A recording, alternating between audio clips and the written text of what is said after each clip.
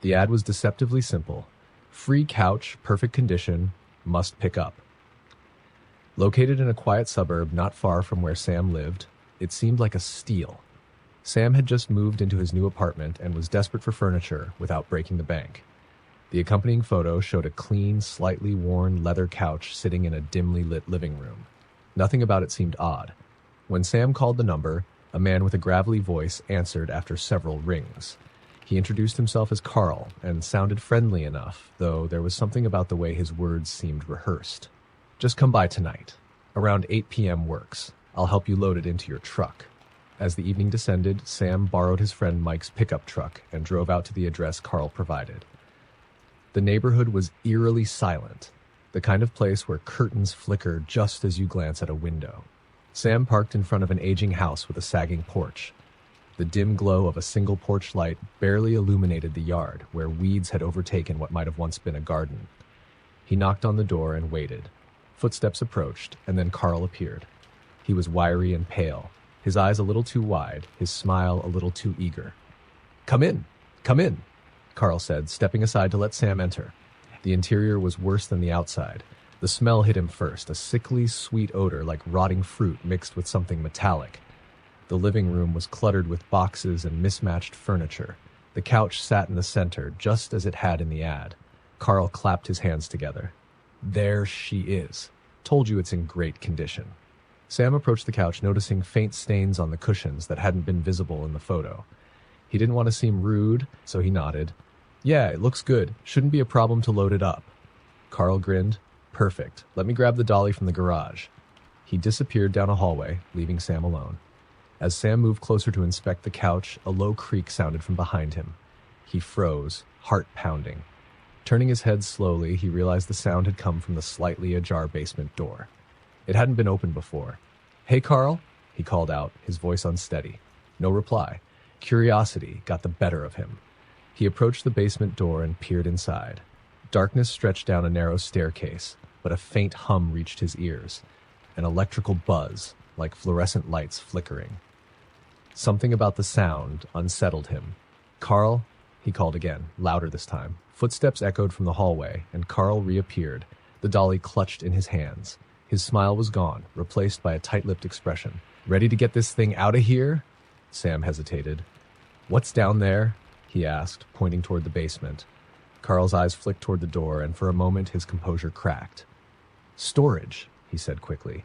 "Just old junk, nothing you'd be interested in." But Sam noticed the faint sheen of sweat on Carl's forehead and the way his hands gripped the dolly a little too tightly. Something was off. He wanted to leave, but he also didn't want to seem paranoid. "Let's get this done," Sam said, forcing a smile. Together, they maneuvered the couch through the cluttered room and out onto the porch. Carl insisted on helping load it into the truck, even though Sam repeatedly told him he could manage. The entire time, Carl kept glancing nervously toward the house, as if he expected someone or something to appear. Once the couch was secured, Carl slapped the side of the truck. "There you go. Take care of it, okay?" He didn't wait for a reply, retreating back into the house and slamming the door shut. As Sam drove home, the unease lingered. The faint stains on the couch bothered him more than they should have. When he finally got the couch into his apartment, he decided to clean it thoroughly before using it. As he scrubbed one of the cushions, a seam split slightly, revealing something lodged inside. Sam's stomach churned as he reached in and pulled out a small, crumpled piece of paper. It was a photograph. The image showed a woman, mid-30s, smiling awkwardly at the camera. Her eyes seemed tired, and her expression was forced. On the back of the photo, written in shaky handwriting, were the words, "Help me. He's watching." Sam's hands shook as he stared at the note. His mind raced. Was it a prank, a leftover relic from the couch's previous owner? Or something worse? Against his better judgment, he decided to call the police. He explained the situation, leaving out no detail, and the dispatcher assured him they'd send someone to check on Carl's house. Hours passed with no update. Sam sat in his living room, staring at the couch as though it might come alive. Just as he began to drift off, his phone buzzed. It was the police. The officer's voice was grim. "Sir, are you certain about the address you provided?" "Yeah, positive," Sam replied. There was a long pause. "We visited the property. The house has been abandoned for years. There's no one named Carl living there. Sam's blood ran cold. That's impossible. I was just there tonight. Are you sure? The officer pressed. Because what we found in the basement. Another pause. What? Sam demanded. There were remains, several of them, and something else. What else? The officer's voice dropped to a whisper, as though afraid to say the words out loud. There was a couch, the same one you described, but it was soaked in blood. The call ended abruptly, leaving Sam in suffocating silence. He turned toward the couch in his living room, heart hammering. The faint hum of electricity filled the air, just like in Carl's basement. And then, from deep within the couch, he heard it. A muffled knock. The ad was simple. Moving sale, antique mirror, free for pickup. Email for address. Maddie couldn't resist. She had a thing for old vintage furniture and loved the idea of repurposing something forgotten. The mirror in the photo was enormous, framed with intricate carvings of vines and flowers. It would be the perfect centerpiece for her new apartment. When Maddie emailed the poster, she got a response almost instantly. Come tonight, midnight. The address is below.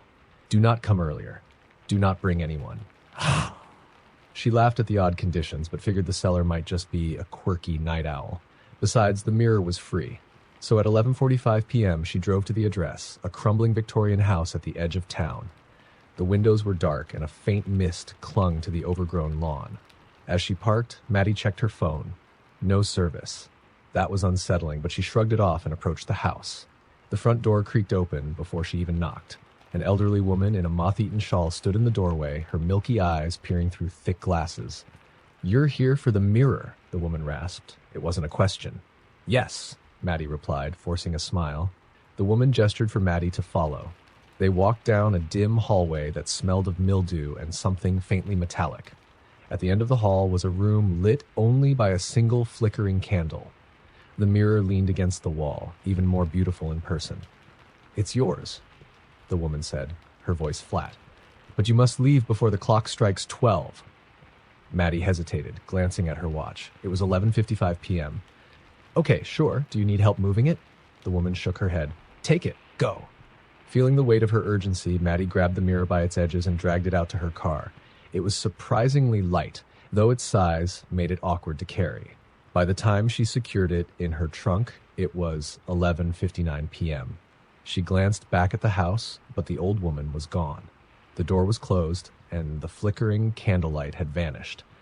As Maddie drove home, she couldn't shake the feeling that someone or something was watching her.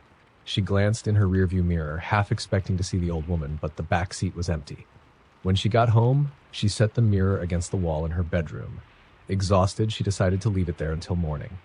But as she turned off the lights and crawled into bed, the room felt different, colder. She dreamed that night, vivid and unsettling. She was standing in front of the mirror, her reflection staring back at her with a twisted smile that she hadn't made. The reflection raised a hand, but Maddie's own hand stayed still. Then it spoke. You shouldn't have taken me. She woke with a start, her heart pounding. The room was icy, her breath visible in the air. She turned to look at the mirror. It was dark, but the surface seemed to shimmer faintly, like ripples on water. Maddie told herself it was just her imagination, a lingering remnant of the nightmare. She got up, intending to cover the mirror with a blanket, but as she approached, her reflection blinked. She froze. Her reflection was no longer mirroring her movements. It tilted its head, studying her like she was the one trapped inside. Then it smiled. Maddie stumbled back, knocking over a lamp. The sound jolted her, and she scrambled to grab her phone. No service again. She looked back at the mirror. Her reflection was normal now, mimicking her every movement. She told herself she was just overtired, that it was a trick of the light. But deep down, she knew something was wrong. The next day, Maddie tried to research the house and the mirror. Every search led to dead ends. The address didn't exist on any maps. There were no records of sales or owners. It was as if the house and the old woman had never been there. That night, Maddie avoided the mirror, draping a heavy blanket over it. But as she lay in bed, the temperature dropped again. A faint whisper filled the room, barely audible but unmistakable. Let me out. Maddie shot up, her eyes darting to the covered mirror. The whispering grew louder, the words repeating over and over. The blanket shifted as though something behind it was pressing against the fabric. Terrified, she grabbed her car keys, intending to leave and never come back. But as she reached the door, a voice called out. Her voice. "Maddie, don't go." She turned and the blanket had fallen to the floor. The mirror was uncovered and her reflection was gone. The glass was empty, a black void stretching endlessly. And then a hand reached out. It wasn't hers. It was thin, pale, with long, jagged nails. The hand clawed at the edges of the frame, pulling itself through. Maddie screamed, running out of the apartment and slamming the door behind her. She didn't stop driving until she reached her friend's house on the other side of town. When she returned the next morning, the mirror was gone. In its place was a single note, scrawled in jagged handwriting, "Thank you for letting me in." The Craigslist ad read, "Room for rent, $300 a month, basement studio with private entrance." For Brian, it sounded like the perfect deal. He had just moved to the city, broke and desperate to escape his current couch surfing situation. The listing had no photos, but the description mentioned a cozy, fully furnished basement apartment with utilities included. It sounded too good to be true, but Brian was willing to take the gamble. When he called the number in the ad, a man named Joe answered. His voice was deep, gravelly, and oddly flat, but he seemed pleasant enough. "Come by tonight," Joe said. "Around 9, I'll show you the place." The house was in an older part of town, tucked away at the end of a long, tree-lined street. It was large and looked well-maintained, though the windows were all dark. Brian hesitated before knocking on the front door. He felt a chill, but he chalked it up to nerves. Joe answered immediately, as though he had been standing right by the door. He was tall and gaunt, his pale skin stretched tight over sharp cheekbones. Despite his unsettling appearance, his demeanor was warm. "Right this way," Joe said, leading Brian around the side of the house to a narrow staircase that descended to the basement. The apartment wasn't bad, small but clean, with a bed, a kitchenette, and a tiny bathroom. The air felt damp, and there was a faint odor Brian couldn't place, but it was nothing a little cleaning couldn't fix. "This is great," Brian said. "When can I move in?" Joe's lips curled into a small smile. "Tonight, if you'd like. I don't ask for much, just the first month's rent up front. No lease, just trust." Brian hesitated. It was unusual, but he didn't want to miss out on such a cheap deal. He handed over the cash and, within hours, had moved his belongings into the small basement studio. That first night, as Brian lay in bed, he noticed a faint tapping sound. It seemed to be coming from the walls. He told himself it was just the pipes or maybe an old house settling. But the tapping didn't stop. It grew louder, more insistent, almost like someone was trying to get his attention. "Hello?" Brian called out, his voice shaking. The tapping ceased immediately. The silence was worse. The next day, Brian mentioned the noise to Joe, who waved it off. "Old house," he said, his expression unreadable. "You'll get used to it." But Brian didn't get used to it. Each night, the tapping returned, and each night it grew closer. On the third night, it wasn't just tapping. There were whispers, faint and indistinct, like voices just out of reach. Brian pressed his ear to the wall, trying to make out the words. "Help us. Let us out." He shot upright, his heart racing. He tried to convince himself it was his imagination, that he was just tired. But then came the scraping. Long, slow, deliberate scrapes, like nails dragging against the walls. Brian couldn't take it anymore. He grabbed a flashlight and began inspecting the basement. The sound seemed to be coming from behind the bed. When he moved it aside, he found a small locked door embedded in the wall. "Joe!" Brian shouted, running upstairs. Joe opened the front door, his face calm but his eyes cold. "Something wrong?" "There's a door in the basement," Brian said. "What's behind it?" Joe's smile didn't reach his eyes. "That's none of your concern." Brian didn't back down. "I want to know what's in there." Joe stared at him for a long moment before finally sighing. "Fine, but I warned you."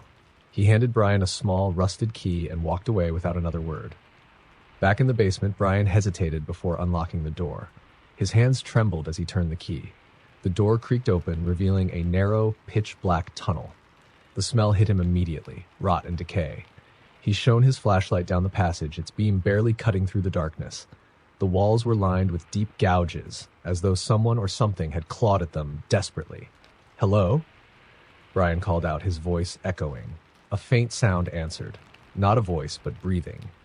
Brian stepped back, ready to slam the door shut, when something moved at the edge of the light. A pale hand, skeletal and trembling, reached out from the darkness. "Please," a voice rasped, barely audible. Brian froze, paralyzed by fear. Then the whispers returned, louder this time, filling the basement with a cacophony of voices.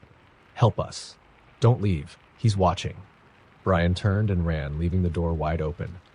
He sprinted upstairs, but Joe was gone. The house was empty, silent except for the whispers rising from below. He didn't stop running until he was back in his car, speeding away from the house. The next morning, Brian returned with the police. The house looked different in the daylight, older, abandoned. When they searched the basement, the small door was gone. The officers dismissed his story, chalking it up to stress or a prank. But Brian couldn't forget the whispers or the pale hand reaching from the darkness. Weeks later, he found a new apartment and tried to move on. But every night, just as he drifted to sleep, he heard it. A faint tapping, and the whispers. "Don't forget us." The Craigslist ad was odd but enticing. $50 per hour, house-sitting job. Must be able to stay overnight. Easy work. Sarah, desperate for cash, immediately called the number. A woman answered, her voice soft and melodic but with a strange, clipped tone.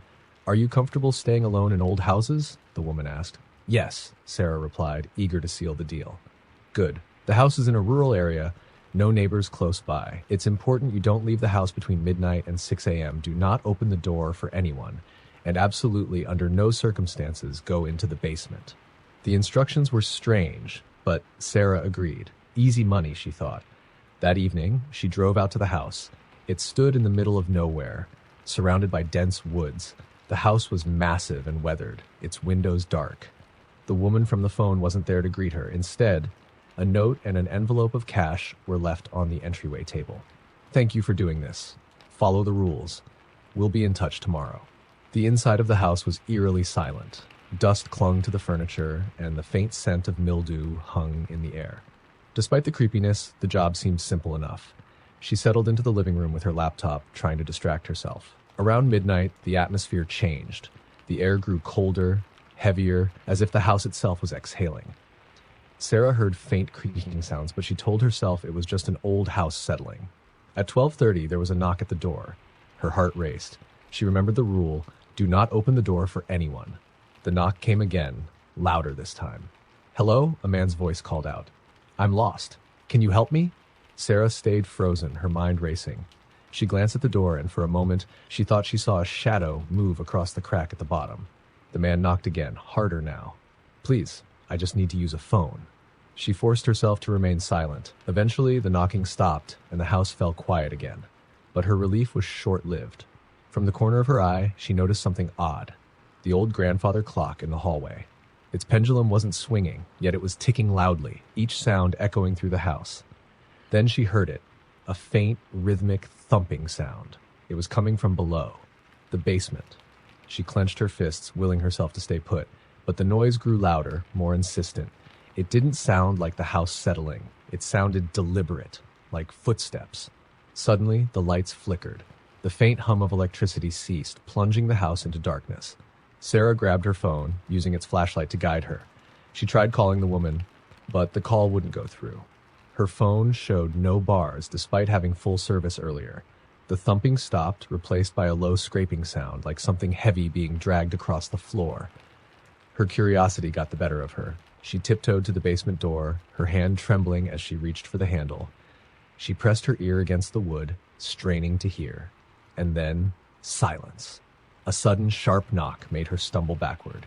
The knock wasn't at the front door. It came from inside the basement. Her breath caught.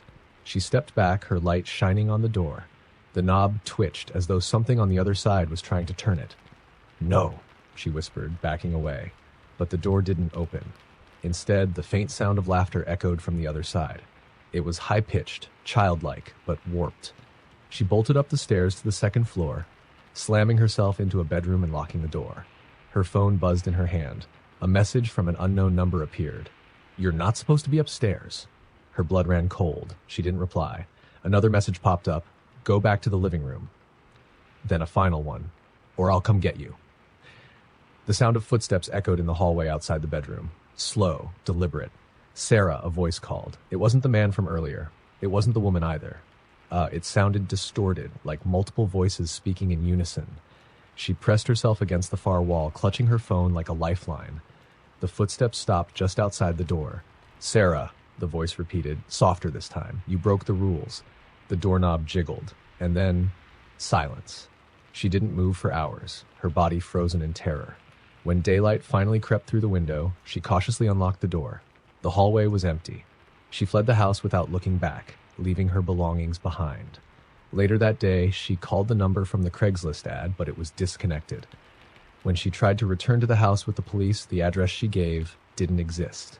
The house and the woman were gone. But at night, Sarah's phone still buzzes with messages from that unknown number. "You broke the rules." The Craigslist ad was titled, "Odd job, night cleaner needed for abandoned building, $500 for night." Mark couldn't believe the pay. It seemed absurdly high for just cleaning. The description mentioned a defunct office building downtown that needed a one-night deep clean before being sold. It warned the location was in disrepair and required someone resilient to unsettling conditions. Mark didn't care about the odd phrasing. Bills were piling up, and this sounded like easy money. He responded to the ad, and within minutes he got an email back. The instructions were simple. Arrive at 10 p.m. Cleaning supplies will be provided on site. Lock the doors when you enter. Do not leave until 6 a.m. Do not answer knocks on the door. Good luck. When Mark arrived, the building loomed like a decaying giant against the night sky. Its windows were shattered in places, the once proud sign of the company faded and peeling. The main door was unlocked, just as the email promised, and inside was a large bucket of cleaning supplies. The air was thick with dust, and the faint stench of mildew hung in the air. The building was eerily silent, save for the occasional creak as the wind pushed against the structure. Mark started on the first floor, sweeping up broken glass and debris. As he worked, the sound of his broom scraping against the floor echoed unnervingly in the empty halls. By midnight, he was halfway through mopping when he heard it, a faint laugh. It wasn't close, but it wasn't far either. It echoed faintly, as though coming from one of the upper floors. Mark froze, his mop still in his hands. He laughed nervously to himself, chalking it up to the wind or his imagination. But he couldn't shake the uneasy feeling that he wasn't alone. At 1 a.m., Mark heard footsteps above him, slow, deliberate, and heavy.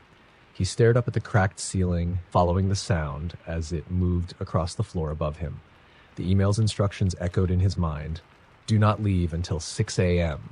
"This place is just old," Mark muttered. "The building's settling." But the footsteps didn't sound random. They sounded purposeful, as though someone was pacing directly above him. Mark grabbed his flashlight and decided to check it out. He climbed the creaking staircase to the second floor, like the beam of his flashlight cutting through the darkness. The hallway was long and lined with empty offices. The air was colder here, and the smell was worse. "Hello?" Mark called out. His voice sounded small and uncertain in the vast emptiness. No answer. As he walked, he noticed something strange. The office doors were slightly ajar, all at the exact same angle. It looked deliberate, almost like someone had set a trap. He shone his flashlight into one of the offices. Like a desk sat in the center of the room, covered in dust and cobwebs.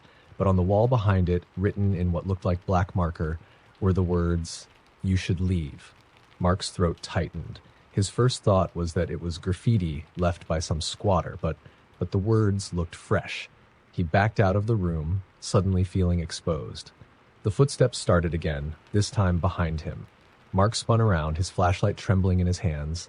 The hallway was empty. "Who's there?" he shouted, his voice cracking. The footsteps stopped, but a new sound emerged. Breathing. Slow, raspy, and shallow.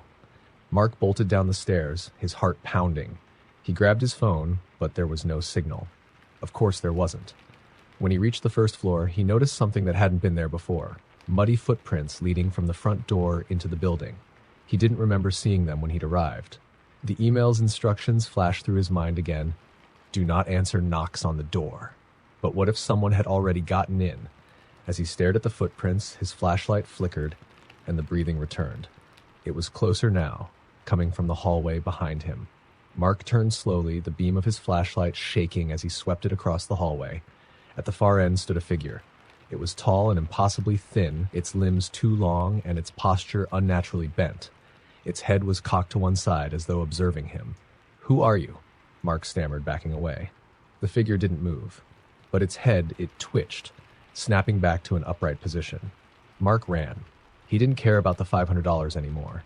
He sprinted to the front door, but when he yanked on it, it wouldn't budge. The figure's footsteps echoed behind him, slow and deliberate, growing louder. Mark banged on the door, screaming for help. The rules didn't matter anymore. He just needed to get out.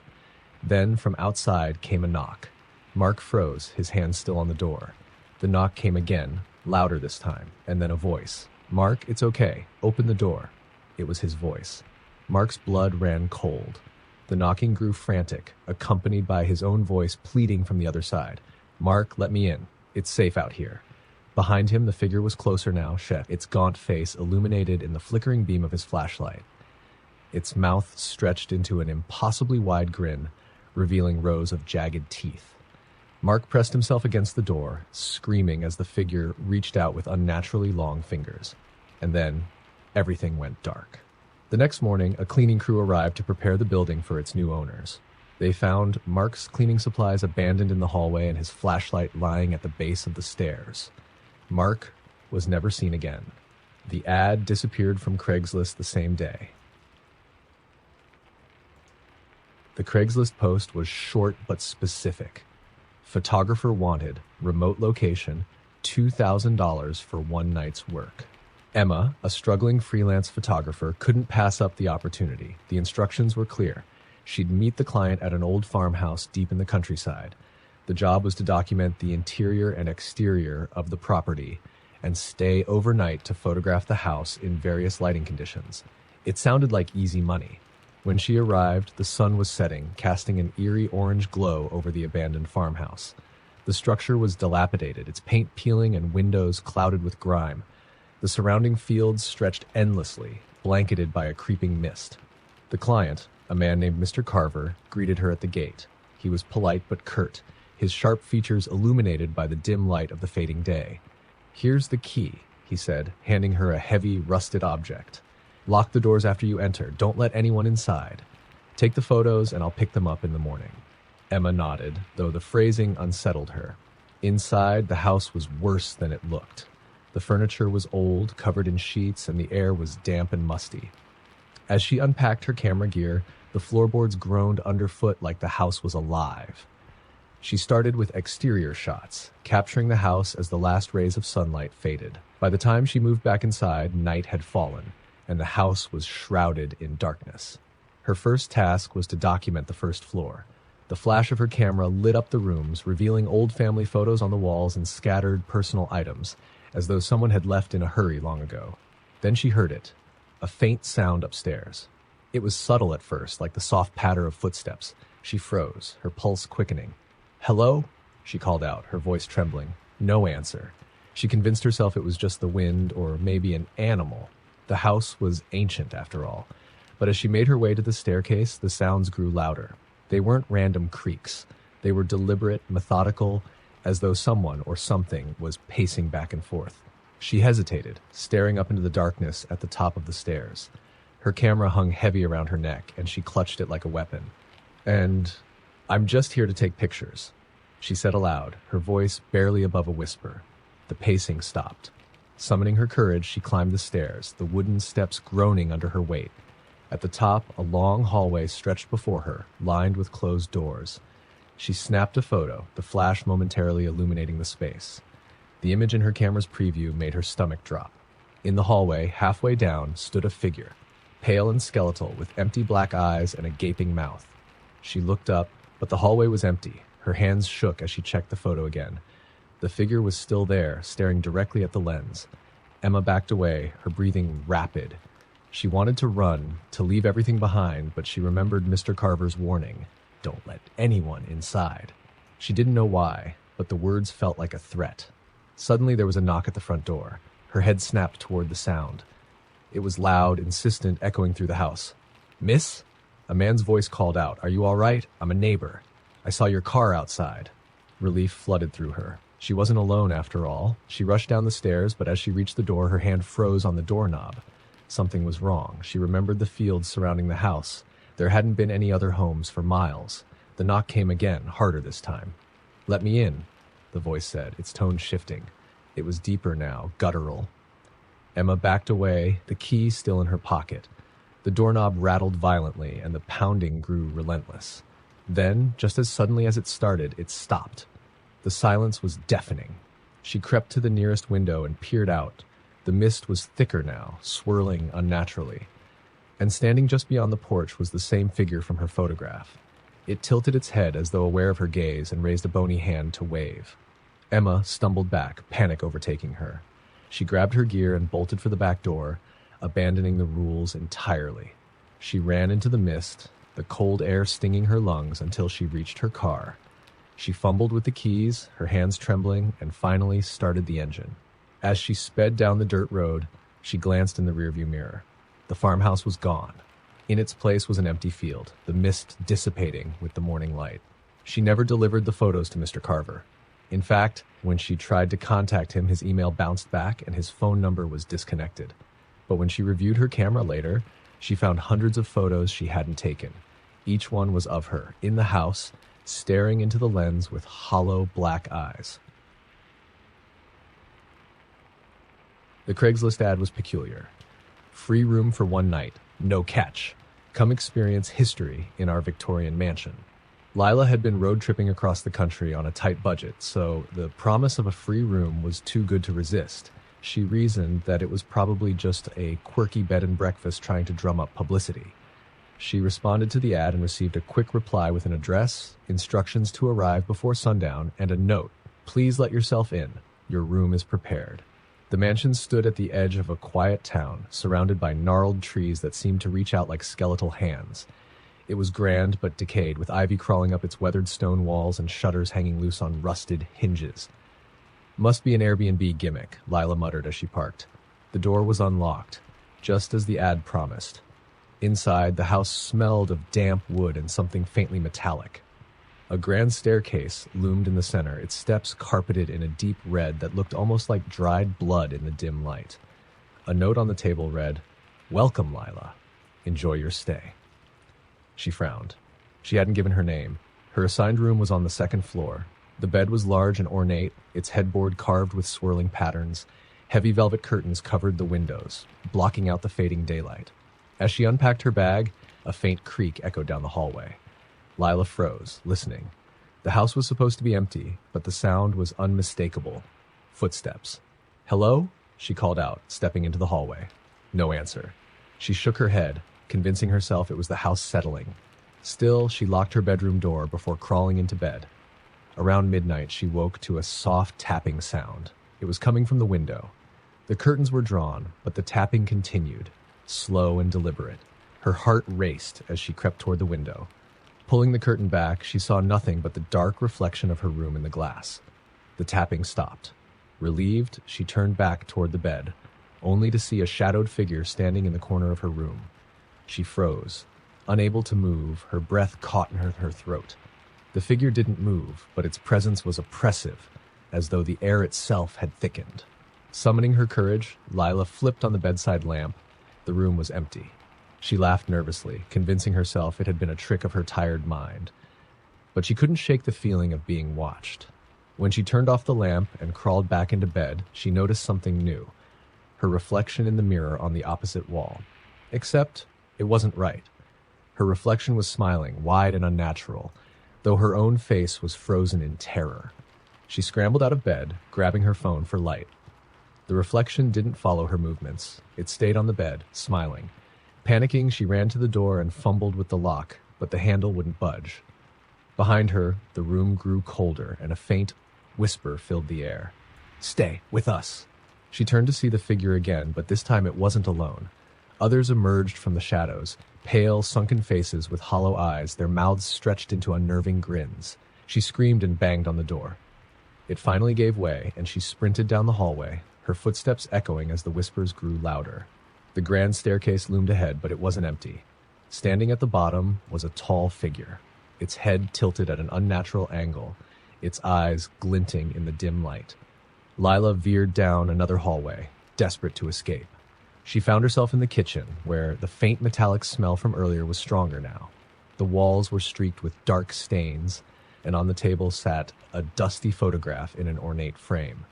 It showed a group of people standing in front of the mansion. In the back row, she saw her own face staring back at her, smiling that same wide, unnatural smile. The whispers rose to a cacophony as she ran out the back door, not stopping until she reached her car. When she looked back, the mansion was gone. In its place was an overgrown lot, the trees surrounding it twisted and lifeless. She never found the ad again, but every time she looked in a mirror after that night, she swore her reflection smiled just a second too long. The Craigslist ad was succinct. Drivers needed, $300 per night, simple route, midnight only. Darren, desperate to pay off his mounting debts, jumped at the offer.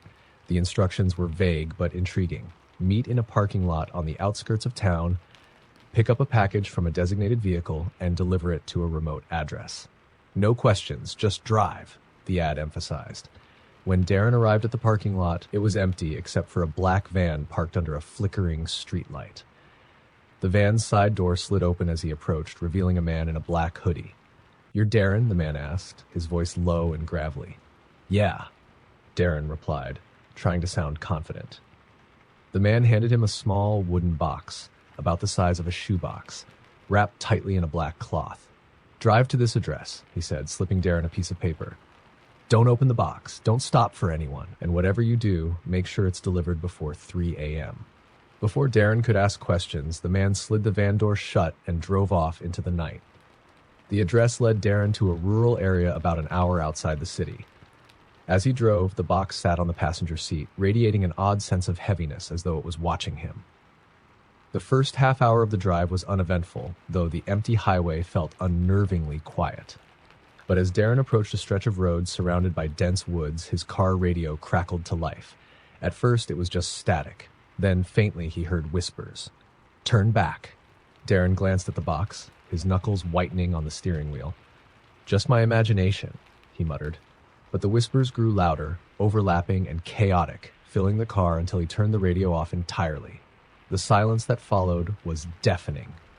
A few minutes later, his headlights caught movement on the side of the road.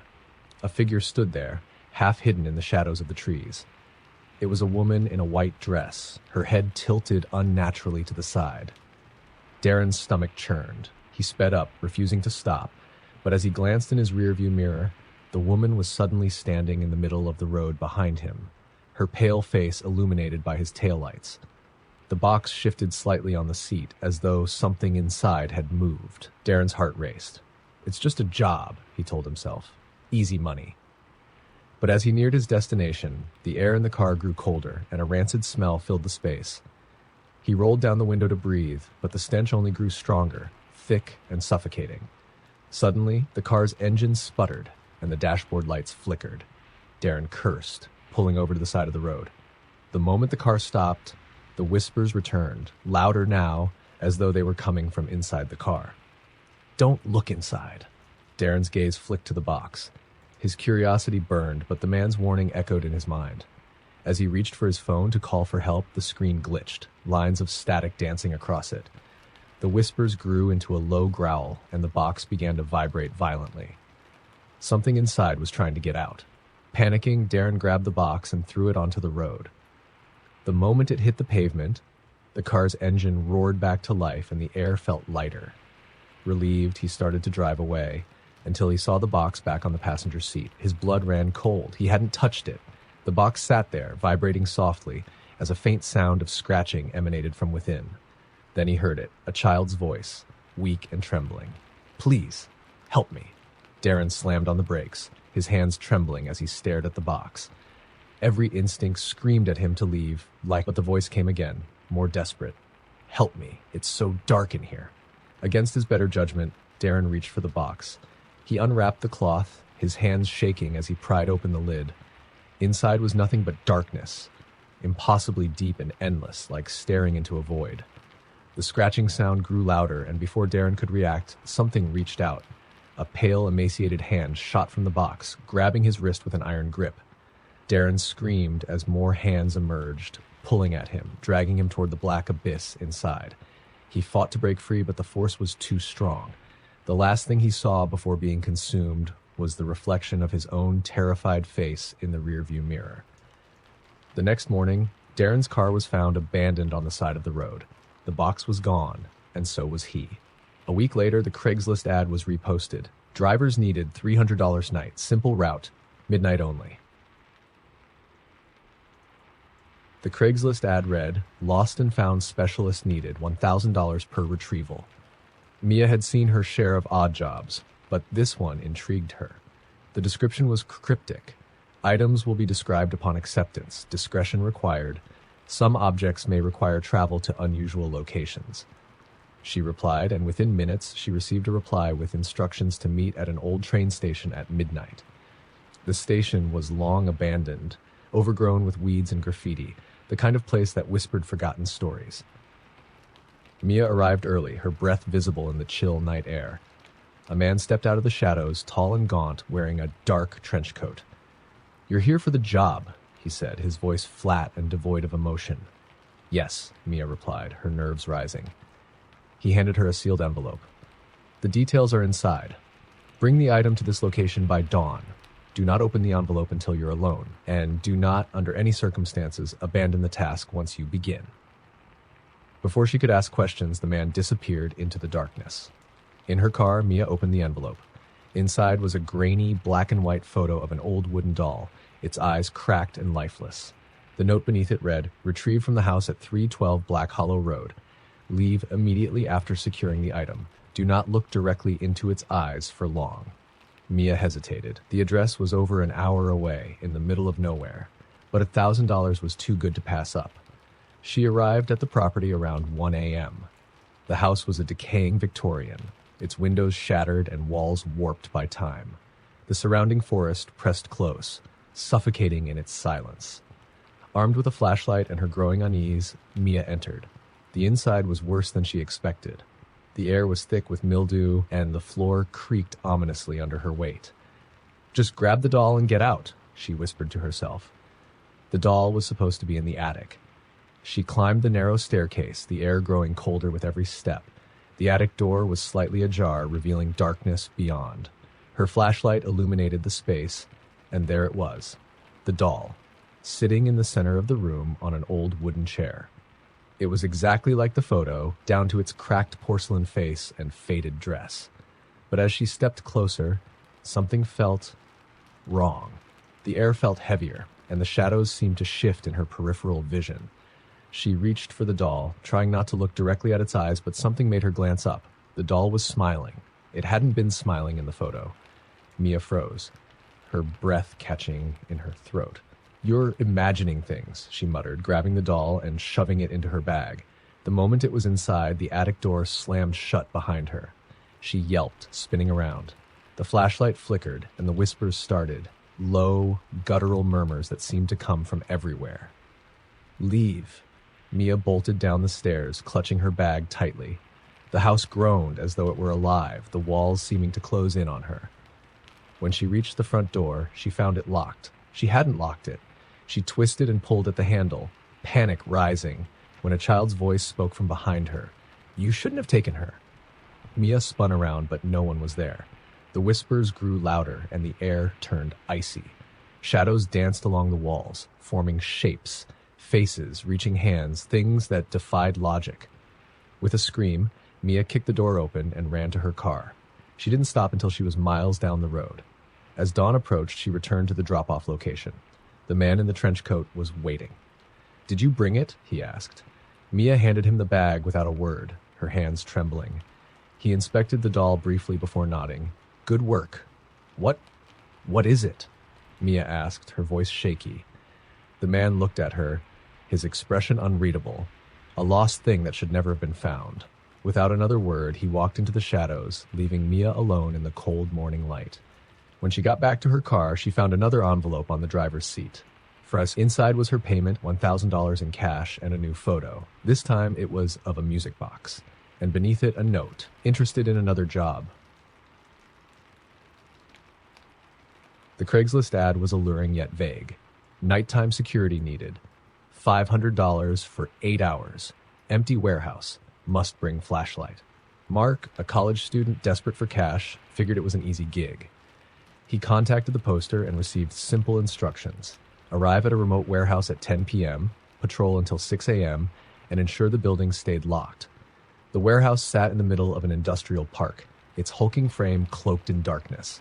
The single exterior light flickered erratically, barely illuminating the padlocked entrance. A man in a dark coat greeted him at the gate. "No one's been inside for years," the man explained as he handed Mark the key. "Check the main floor every hour. Whatever you hear, ignore it."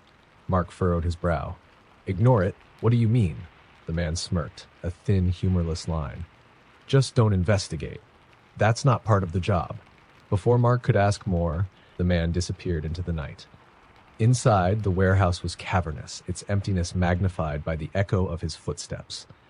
Rows of old shelves stood like sentinels, most covered in thick layers of dust. A faint metallic smell lingered in the air, and the flickering bulb overhead cast unsettling shadows. Mark set up a chair near the entrance and settled in, flashlight in hand. The first hour passed uneventfully. The silence was oppressive, broken only by the hum of distant machinery from other buildings in the park. But around midnight, things changed. A distant clang echoed from the far end of the warehouse. Mark jolted upright, shining his flashlight in the direction of the sound. "Probably just a rat," he muttered, forcing a laugh. But then came a new sound, a soft, deliberate tapping, like fingernails drumming on metal. It was rhythmic, almost playful, and it seemed to be moving closer. Mark's pulse quickened. He remembered the man's warning. Ignore it. He tried to focus on his phone, scrolling through social media to drown out his growing unease. The tapping grew louder, and then it stopped. Mark held his breath, straining to hear over the pounding of his heart. The silence stretched on until a loud bang shattered it.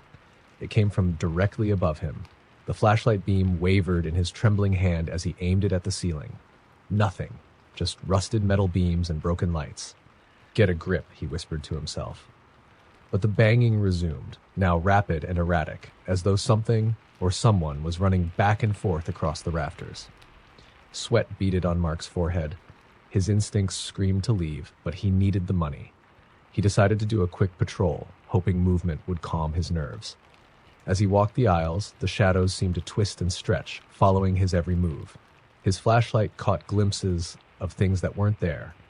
A hand slipping behind a shelf, a face peeking around a corner. But when he turned to look, he found only emptiness. At 2 a.m., he heard whispering. It was faint at first, like wind slipping through cracks, but it grew louder, overlapping voices speaking in a language he couldn't understand. The whispers seemed to emanate from the walls themselves, surrounding him. Mark's flashlight flickered, plunging him into brief darkness. When it stabilized, he froze. Standing at the end of the aisle was a figure. It was tall and gaunt, its skin pale and stretched too tight over its bones. Its face was featureless, save for a wide, crooked grin. Mark stumbled backward, dropping his flashlight. When he scrambled to pick it up, the figure was gone. He ran back to his chair, determined to stick it out without moving again. By 4 a.m., the noises stopped. The silence returned, heavier than before. Mark dared to hope it was over, but when he glanced at the floor, he noticed footprints in the dust. They weren't his. The prints were bare, elongated, and led directly to where he sat. His phone buzzed, startling him. He looked at the screen. It was a text from an unknown number. "Why aren't you patrolling?" Mark's blood ran cold. He typed back, "Who is this?" The reply came instantly. "Check the east corner."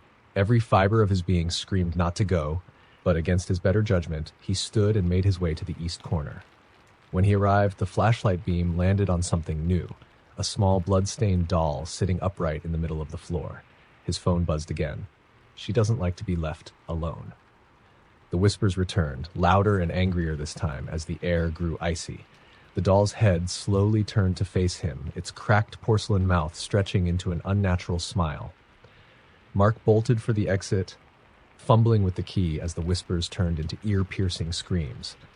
He didn't stop running until he was back in his car, trembling and drenched in sweat.